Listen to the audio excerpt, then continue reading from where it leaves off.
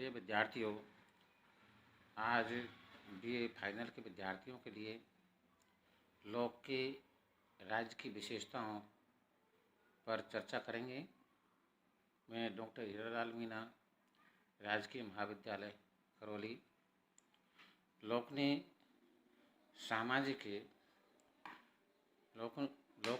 सामाजिक समझौते के आधार पर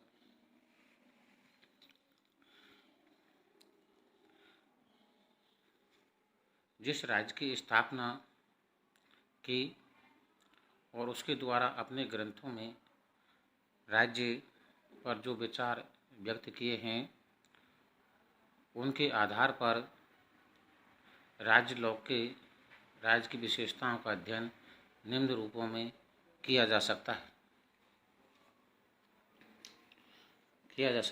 पहला, राज्य मानव कल्याण का एकमात्र साधन है। लोक की विचारधारा के अंतर्गत व्यक्ति को साध्य और राज्य को साधन की स्थिति प्रदान की गई है। राज्य व्यक्ति के लिए, व्यक्ति राज्य के लिए नहीं। लोक के अनुसार शासन का उद्देश्य समुदाय का कल्याण है। दूसरा पॉइंट है राज्य का आधार जनसहमति। लोक की राज्य संबंधी विचारधारा का प्रथम और अंतिम स्वर जनसहमति है। लोक ने राज्य की उत्पत्ति के संबंध में समझौता सिद्धांत को अपनाया है, जिसका मूल विचार यह है कि राज्य की स्थापना जनसहमति के आधार पर हुई है। तीसरी विशेषता, सीमित सत्ता वाला राज्य। लोक ने राज्य की सबसे प्रमुख विशेषता यह है कि उसे सीमित शक्तियाँ प्राप्त है, निरपेक्ष या असीमित सत्ता नहीं है। स्वयं लोक के शब्दों में राज्य की निश्चित उद्देश्यों की प्राप्ति हेतु न्यासधारी शक्तियाँ ही प्राप्त हैं, अर्थात उसकी शक्ति लोक कल्याण लक्ष्य की सिद्धि के लिए ही है। चौथी विशेषता, संवैधानिक राज्य।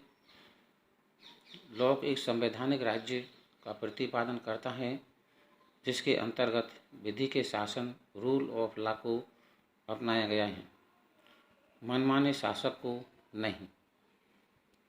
जब जनता यह अनुभव करे कि व्यवस्था प्रकार सरकार उसमें रखे जाने वाले विश्वास के प्रतिकूल कार्य कर रही है, तो जनता को यह सर्वोच्च अधिकार प्राप्त है कि वह उसे हटा दे या उसे बदल दे।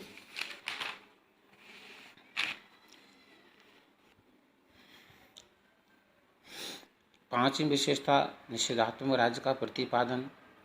कार्यों की दृष्टि से लोक का राज्य एक निषेधात्मक राज्य है, सकारात्मक राज्य नहीं। लोक ने राज्य का उद्देश्य व्यक्ति के जीवन, स्वतंत्रता और संपत्ति की रक्षा करना मात्र है, उसके चरित्र को सुधारना या नैतिक उत्थान करना नहीं। संक्षेप में, लोक राज्य व्यक्तियों के कल्याण के लिए निर्मित, सीमित और संवैधानिक सत्ता वाला तथा जनसहमति पर आधारित राज्य है।